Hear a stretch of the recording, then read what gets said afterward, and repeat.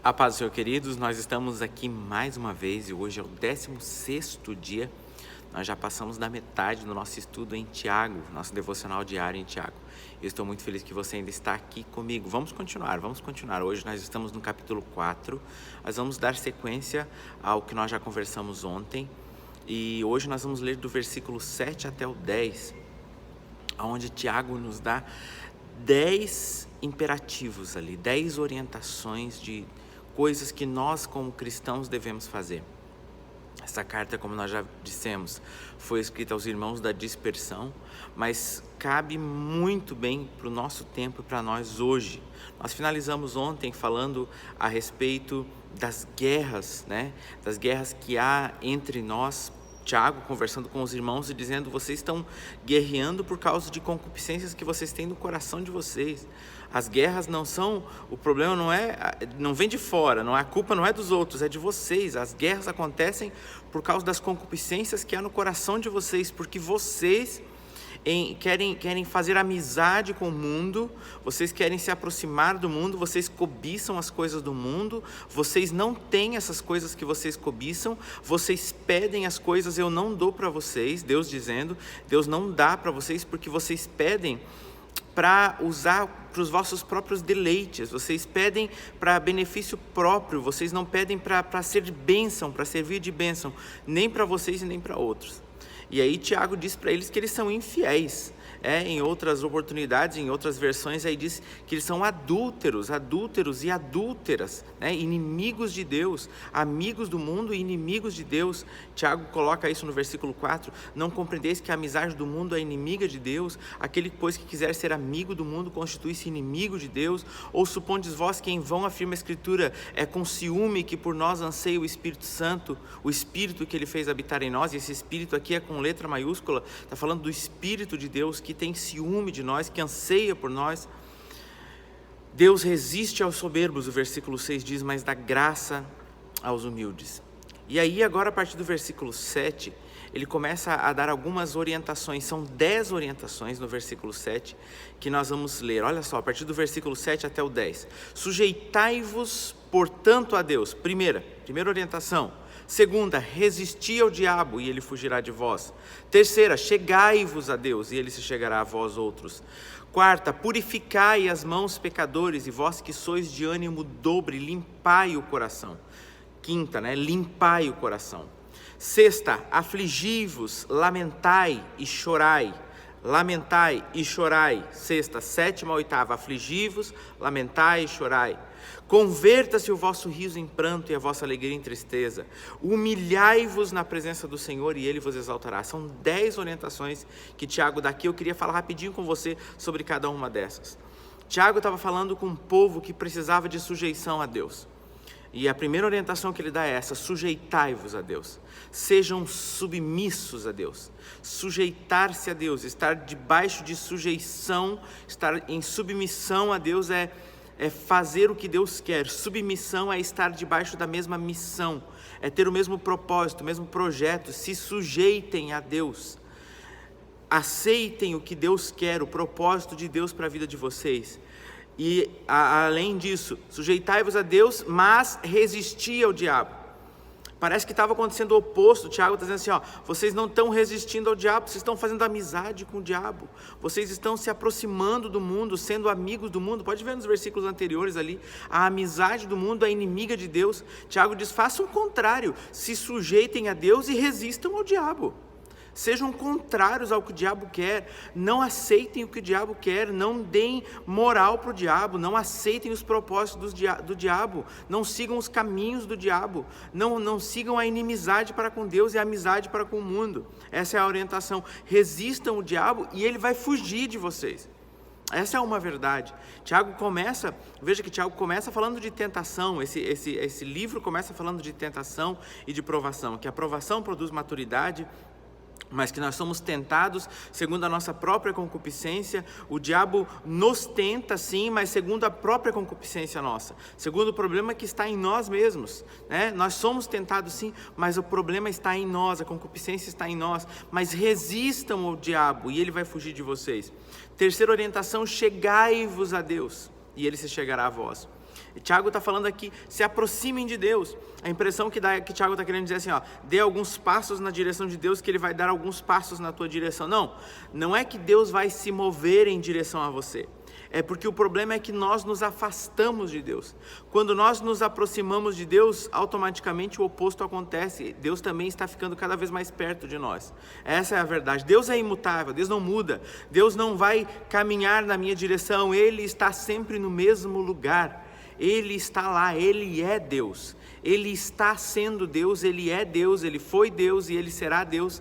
Ele é eternamente. Então Ele não muda, não tem sombra de variação nele. Então Ele diz, chegai-vos a Deus e Ele se chegará a vós. Quando você se aproxima de Deus, quanto mais Deus tem de você, mais você tem de Deus. E aí Ele continua, purificai as mãos, pecadores.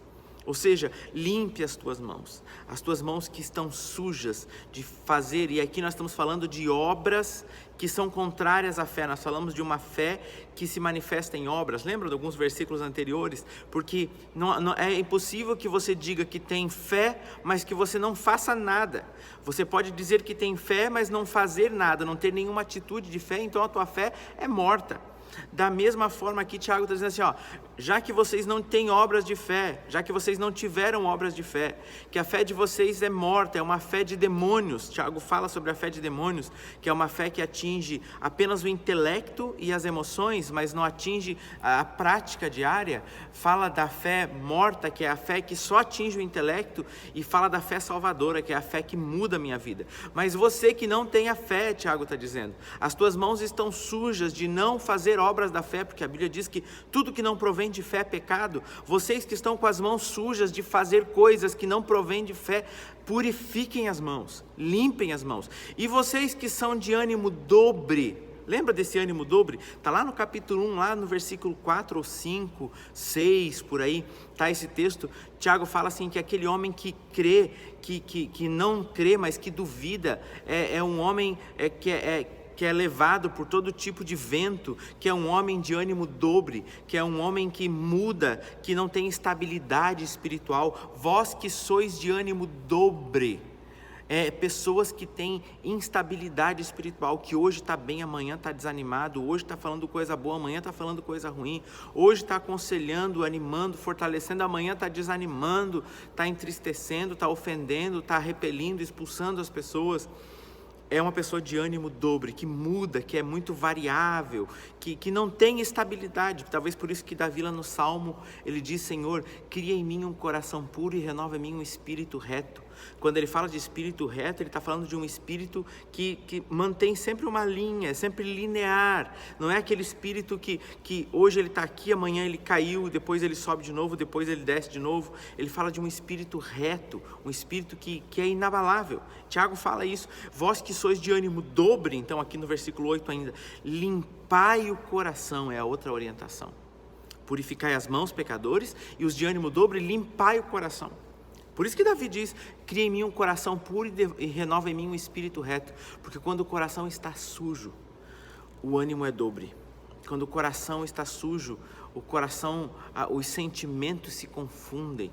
Não há estabilidade espiritual. Uma hora você deseja o pecado, outra hora você deseja o bem, uma hora você deseja o mal. A instabilidade espiritual. Limpem o coração de vocês. Essa é outra orientação. A orientação próxima no versículo 9. Afligi-vos. Aqui tem 3 orientações, uma na sequência da outra. Afligi-vos, lamentai e chorai. São 3 orientações que têm quase o mesmo significado. É para se afligir, é para lamentar e é para chorar.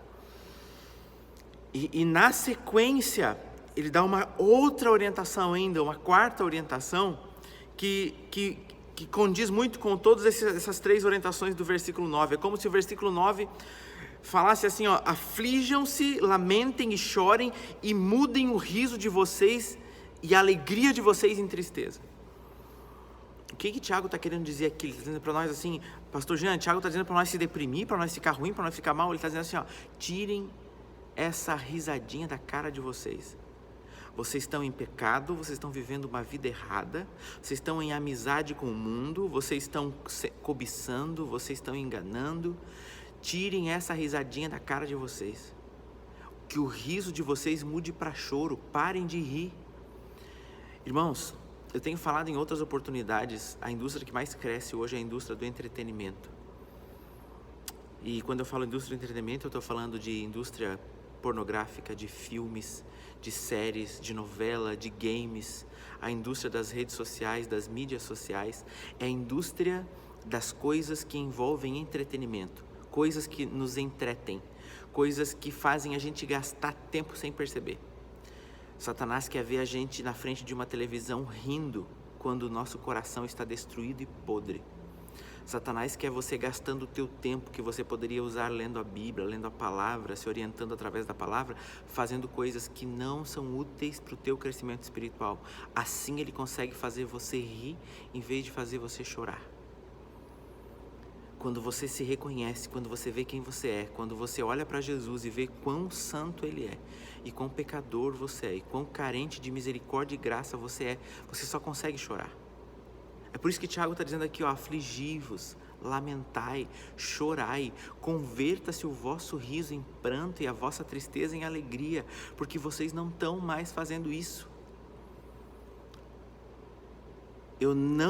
E você sabe disso se você tem acompanhado os estudos, eu não incentivo uma vida cristã baseada apenas numa fé que se move em emoções. A Bíblia não orienta isso, Tiago não orienta isso, ele diz que essa fé é uma fé de demônios, é uma fé que só o intelecto e as emoções são afetadas pela fé. Crente que só chora, que pensa nas coisas e só chora, mas não muda de atitude, é a fé dos demônios, é aquilo que nós já falamos nos estudos anteriores. Mas nós precisamos chorar.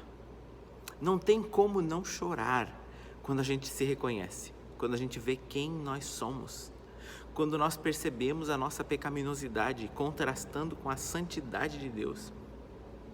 E o versículo 10 finaliza complementando o que o 9 já disse: humilhai-vos na presença do Senhor e Ele vos exaltará. Humilhai-vos, se humilhe. Você pode se autopromover para as pessoas. Você pode dizer que você é bom, que você faz, que você ora, que você lê, que você é crente, que você é bem crente, que você é santo. Você pode se promover para as pessoas. Você pode encontrar pessoas que se deixem levar pelo teu linguajar bem caprichado e disserem assim: uau, o Jean é um cara muito bom, muito espiritual, mas Deus conhece a tua verdade, Deus sabe quem você é. Já que não tem como disfarçar na frente dele, então se humilhe, humilhai-vos na presença do Senhor, diga para ele quem você é, assuma a tua pecaminosidade e ele vos exaltará. Que Deus abençoe você, tua casa, tua família, teu coração.